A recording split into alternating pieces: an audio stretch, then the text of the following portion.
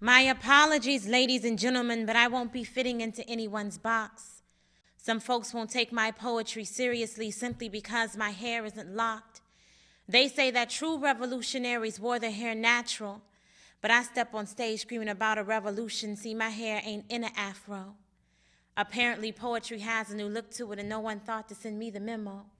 There, trading in their urban gear to adorn themselves with ethnic symbols, some sending record labels their demos recorded over instrumentals. Some are entertaining audiences with a list of their credentials, and for some of these cats, the message is no longer essential. And I don't mean to be controversial. This is my way of reminding the world that poetry is universal and there is no one way to do it. Too many people are reinventing themselves to fit inside of the circle, but not me. I never aspire to be the baddest MC. I don't write for hours just to hear that my poetry is deep. I simply desire a venue to speak. I am humbled in this position that I've earned, but folks asking, what can I learn from a sister with a perm?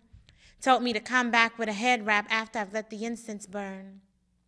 This exclusiveness to poetry, it leaves me concerned because poetry has always been about written and oral expression. For me, it's taking life's experiences and creating life lessons. For some, it's a profession, others a means of confession. But you wouldn't believe how this poetry thing has so many people stressing. I've met too many talented people intimidated to step on stage because some fool told them it ain't cool to read poetry from a page.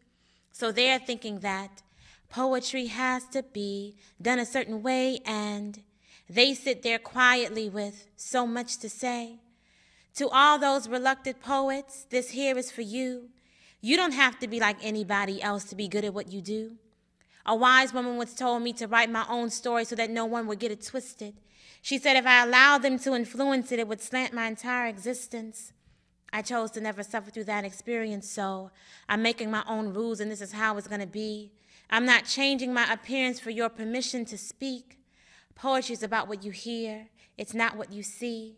And for the record, every poet in a head wrap ain't deep.